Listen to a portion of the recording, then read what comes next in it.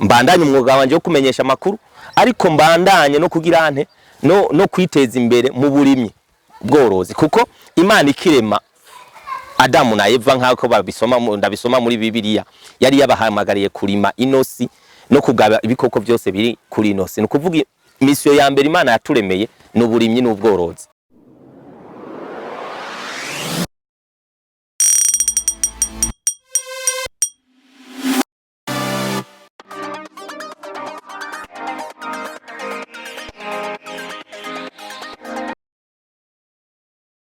Jewe nitwa Noah Irankunda nsanzwe ndumumenyesha makuru maze hafi imyaka 18 mu mwuga wo kumenyesha makuru. Natanguye nkora ndumufundi mu radio y'igihugu na televiziyo by'igihugu ariko mu nyuma njanja ukorera ikimenyesha makuru cigenga ariyo JCTV akaba ari genda nayirongoye. Hama no mu buzima bwa misi yose ndakora mu bintu by'amashira hamwe novuga gutsimbataza amahoro n'umutekano mu karere. Ndafise ishira hamwe ntwara bita Elite East Africa ariko uno munsi naho nyene urabona ko ivyo byose uno munsi nsanzwe ndumurimyi novuga ndumurimyi ndiko ndavyiga mfatiye ku karorero mukuru w'igihugu yama yatanze aravuga yuko abantu bose dusanze dukora imirimo itandukanye twokura amaboko mu mpuzu tugatangura tugakora. Rero uyu murima wanje ubona n'umurima w'itomate nkuko bibona natanguye kurima itomate rero nico giterwa ndiko ndagerageza kugira ndabe ukuntu umwimbu waco umeze hanyuma ejo canke hirya yejo nzoshobone no kugira ubushakashatsi ku bindi biterwa. Rero natanguye ku giterwa c'itomate uno munsi nico ndiko ndagerageza nkaca shiramwe n'ibindi bintu usanga bikenewe mu gikoni urabona nk'imboga hano urabona ndafise umushoma ndiko ndagerageza kugira ndabe sirema bimwe umukuru w'igihugu atubwira ati umunwa wose ugire ico ufungura umufuko wose ugira amafaranga mu majambo make nivyo. Ego iki kiyumviro c'ukurima caje nakubwiye nabonye n'umukuru w'igihugu arava mu biro akagenda ku mitumba karima nanje ndavuga ati none nkajewe nk'umwene gihugu muto nk'umumenyesha makuru nokora iki. Rero naho iciyumviro caje mfatiye ku karorero kanye n'icubahiro umukuru wacu w'igihugu aragerageza kuduhimiriza kurima naje nk'umumenyesha makuru. Rero navuze ati reka nanje nigane ivyo ndiko ndabona ndabe ko nanje hari ikindi kintu nshobora kugira. Hanyuma akazi ko kumenyesha makuru no kurima ndabifatanya gute? Akazi ko kumenyesha makuru kenshi ngaha mu kurimisha nkoresha abakozi ndatanga abakozi ndaha amafaranga abantu bakandimira hanyuma wabonye uriya mushinga ntahari araharura ari mu bandi rero bamfasha bakamfasha donc gukurikirana bino biterwa kuko asanzwe wabimenyereye aramenya kambwira ati harakenewe nk'intabiri nkamenya intabire ngura harakenewe umuti umeze gutya nkamenya umuti ngura kuri jewe nkujya no mwita ntumubona afise agasuka no mwita nka agronome wanje kuko ni wamfasha akanterera ivyiyumviro vy'imiti canke intabire no shobora gufumbiza bino biterwa vyanje. Ego aka kazi karamfitiye akamaro kenshi. Ego nkuko ubibona aho narimiye si kure yaho ntuye kamfitiye akamaro kenshi. Kicambere coco jewe ndi umuntu nkunda kubona aho mbaye hatotahaye donc ndakunda kubona ibintu vy'ivyatsi donc ndakunda ico bita novuga mu gifaransa verdure. Rero bimfitiye akamaro kenshi iyo ndiko ndabona ibintu nk'ibi verdure nk'iyi urabona nk'iyo ndavye nk'iki giterwa canje urakibona nkaraba iyi verdure yonyene ndumva umengo muri jewe hari ikintu gihindutse. Ndi umuntu aho mbaye nkunda no kwibonera ibitungwa. Usivye rero jewe akamaro ka mbere nako mbona bimfitiye mu majambo make mu gifaransa je suis ami de la nature ndakunda ibiremwa ndakunda ibiterwa donc aho mbaye namashaka ko noba nkikijwe n'ibiterwa. Akandi kamaro maze kubona no umwimbu narigeze gutera itomati zitatu ngaho mu rupangu, zaramfashije ku buryo namaze nk'amezi nk'abiri ntaja mu isoko ari izo tomati namura nkakoresha mu gikoni. Ni navyo vyampaye n'iki ciyumviro cyo kuca mbandanya bino bintu uri kurabona. Ego usivye ujya ubona ariko aragerageza kuraba ukuntu kijya gihande cyo zamuka kikamera nk'ikindi. Ndafise n'uwundi mukozi nakoresheje mu kurima ngaha. Awo no mukozi dukorana ku munsi, donc turapatana akarima ahejeje nkamuhemba akacagenda. No kuvuga sindagera ku rwego rwo gukoresha abakozi benshi, ndacakoresha abakozi babaye. Umwe niwe tugumana ujya ubona ariko amfasha gukurikirana bino biterwa vyanje. Twitwa Habonimana Prosper. Dufashanya n'umumenyesha makuru mu burimyi mu kumbaza intabire twashobora guteramo imbuto n'imiti yo gupompa twashobora gukoresha twikoresha kugera kugira ngo turire ivyo turiko turapompa. Bikuru ni ivyo mu vy'uburimyi turiko turafashanya naho.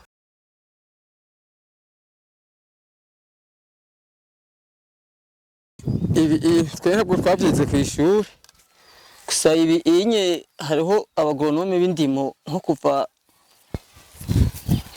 nk'ico ubwenge nkimenya gukoresha isuka, ntabwo kumenya gukoresha isuka babitwigisha mu gutera ibintu kijambere, mu kubifumbira, kubitera bitandukanye. Ibintu nk'ivyo rero hariho benshi uvyisizemo usanga wabigororokeyemo n'abandi ukababerako akarorero. Ego ndafise akamonotera abandi bagenzanje babamenyesha makuru. Akamonotera bagenzanje babamenyesha makuru nakahe. Ego nkuko umukuru w'igihugu yamarika araduhimiriza. Nukuri jewe ahi wanje sinzi mu isoko kugura imboga boga zijya bavuga kenshi benshi bazita marengarenga. Ndazirima aha mu rupangu nibaza ko naho nyene uza kuhafata. Ndafise ico bita akarima ko mu gikoni. Nukuvuga ko karima ko mu gikoni nagateyemwe irengarenga, ndagateramwo ibiharage, ndagateramwo imishoma, donc izi mboga biramfasha bigatuma ntaja ku isoko kubigura. Nukuvuga muri ico gihe amahera nogiye gukoresha mu isoko kugura ivyo bintu ca ndavyamura iwanje. Rero nohimiriza abandi bamenyesha makuru canke abandi bakozi ba leta ko bova iyo bavuye ku kazi borondera utuntu nk'utu turafasha. Hama akabijya rero urabibona tubikora mu gihe cici. Rero curaba mu gihe c'imvura naho bizoba bimeze gute. Ca wibaza mfise umurima nk'uyu utotahaye gutya mu gihe cici, mu gihe c'imvura wumva nshoboye kurima nzoba mfise umurima umeze gute utotahaye. Nico gituma rero nohimiriza abakozi ba leta basanzwe bafise uburyo canke abandi bakozi abari bo bose kwijukira uburimye, kuko uburimye ni ikintu gifasha gishobora no kugusahiriza mu kazi kawe ka misi yose. Ego cyane muri kazoza hoho nakubwiye ati uyu murima uyu no vuga yuko ni nka ese, ico bita ese mu gifaransa, no kuvuga no murima shure.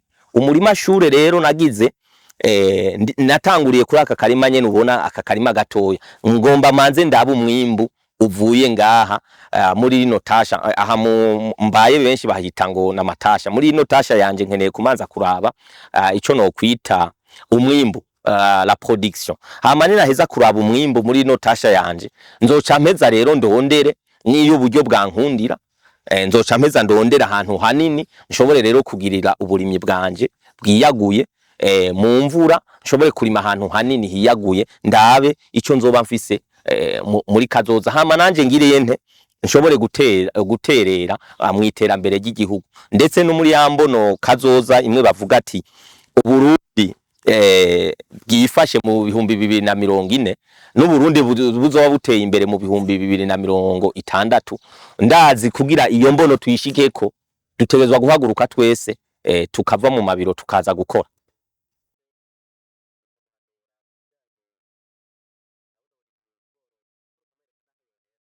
Ego jewe uwo ntumbera nomwereka jewe wanashima natanguye kubufatanya n'ubworozi.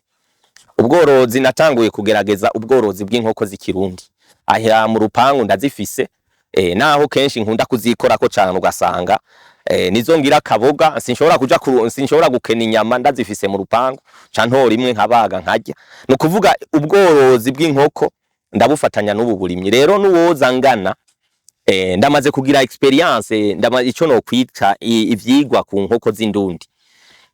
Benshi baravuga ngo inkoko z'indundi nta mwimbu zifise.